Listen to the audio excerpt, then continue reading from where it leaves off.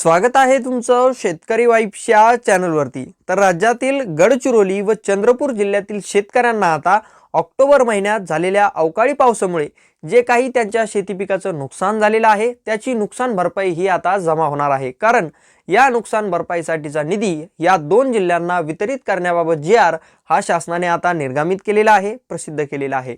तर या जी.आर मधून आपण पाहणार आहोत या दोन जिल्ह्यांसाठी किती नुकसान भरपाई निधी हा वितरित करण्यास या शासन निर्णयामधून मान्यता ही देण्यात आलेली आहे, याविषयीची सविस्तर माहिती। त्यामुळे हा व्हिडिओ शेवटपर्यंत नक्की पहा आणि माहिती आवडल्यास आपल्या चॅनलला सबस्क्राइब करून या व्हिडिओला एक लाईक नक्की करा।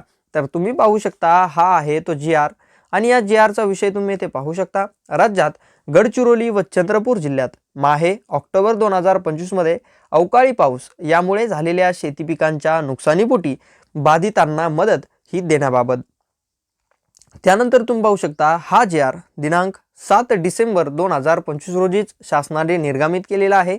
त्यानंतर येथे तुम्ही खालील माहिती म्हणजेच प्रस्तावना ही पाहू शकता। या प्रस्तावनेमध्ये अतिवृष्टी, पूर, चक्रीवादळ यासारख्या नैसर्गिक आपत्तीमुळे शेती पिकांचे नुकसान झाल्यास पुढील हंगामामध्ये उपयोगी पडावे याकरिता शेतकऱ्यांना निविष्ठा अनुदान स्वरूपात एका हंगामात एक वेळेस याप्रमाणे राज्य आपत्ती प्रतिसाद निधीमधून विहित दराने मदत देण्यात येते आणि त्यामधूनच ही एक मदत आहे की जी या दोन जिल्ह्यातील शेतकऱ्यांना देण्यात येणार आहे। अशा प्रकारची या प्रस्तावनेमध्ये माहिती आहे।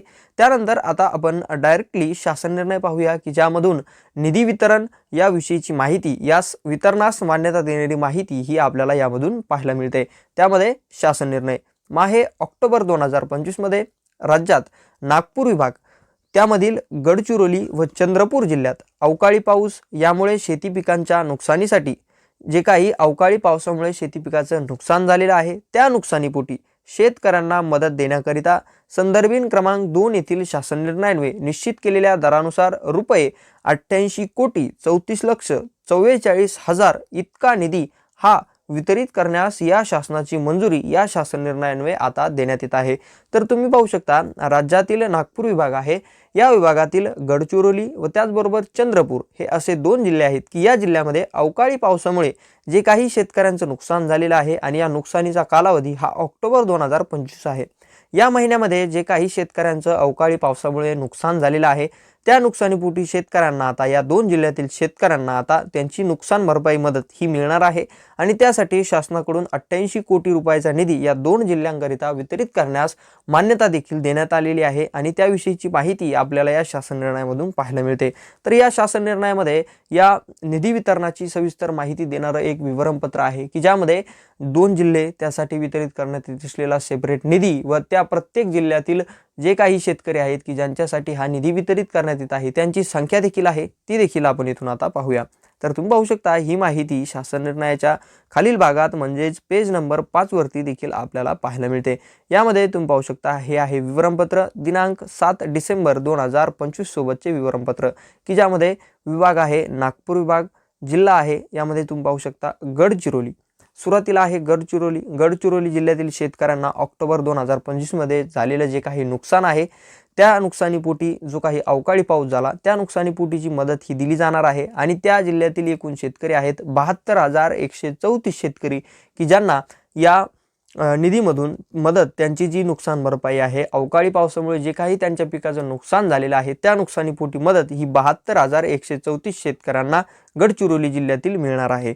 त्यानंतर येथे आहे आता चंद्रपूर जिल्ह्यातील नुकसान कालावधी हा देखील ऑक्टोबर 2025 आहे आणि या जिल्ह्यातील 64,516 असे शेतकरी आहेत की ज्यांना अवकाळी पावसामुळे झालेल्या शेती पिकाच्या नुकसानीपोटी नुकसान भरपाई मदत ही दिली जाणार आहे।